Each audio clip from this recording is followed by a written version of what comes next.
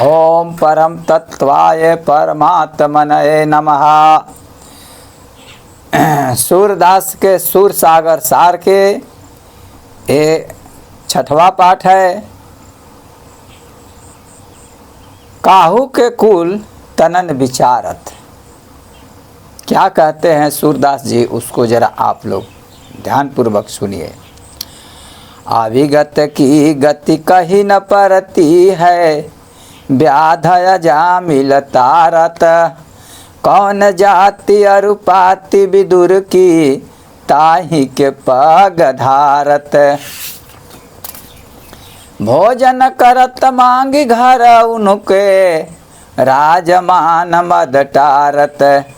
ऐसे जन्म कर्म के पोछे, ओछिन हूँ व्यवहारत। यह स्वभाव असुर के प्रभु को, भक्त छल पर पारत। अब इसमें कुछ शब्दार्थ है कि कछु के किस कारण कुल तनन यानी वंशों को, परिवारों को, विचारत यानी विचार करते हो। अविगत भगवान की कहीं न पड़ती है, कहीं नहीं जाती है। व्याध अजामिल, अजामिल नाम के एक बहेलिया को तारण माने उद्धार करते हैं। पांति माने पक्ति में, ताही माने उसी के घर, पग धारत पैर रखते हैं, जाते हैं। उनके माने विदुर के, मान मद समान और घमंड।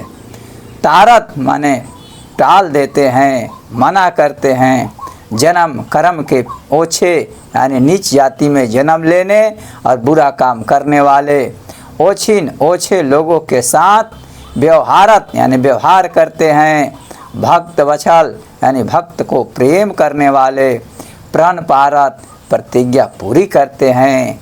आप इसका हिंदी में अर्थ समझ लीजिए। सूरदास जी क्या कह रहे हैं कि भगवान कृष्ण किसी की कुलीनता का विचार नहीं करते हैं। भगवान की गति जान नहीं पड़ती है, समझ में नहीं आती है। उन्होंने अजामिल नाम के बहेलिया का उद्धार कर दिया। हिंसा कर्म करने वाले बहेलिए अजामिल का उद्धार उन्हें नहीं करना चाहिए था। इसी प्रकार विदुर जी की कोई श्रेष्ठ जाति और पाति नहीं थी। वे तो दासी के पुत्र थे। श्री कृष्ण ने दुर्योधन को छोड़कर उन्हीं विदुर जी के घर अपने चरण रखे। दुर्योधन के घर का भोजन का आमंत्रण कृष्णा जी ने ठुकरा दिया और विदुर के घर जाकर मांगकर भोजन करके श्री कृष्ण ने दुर्योधन के राज्य का सम्मान और घमंड समाप्त कर दिया। अजामिल और विदुर जन्म तथा कर्म दोनों से ओछे थे।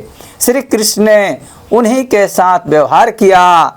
सूरदास के स्वामी श्री कृष्ण का स्वभाव इसी प्रकार का है। उनका प्रण भक्त वत्सल अर्थात भक्त को प्रेम करने का है।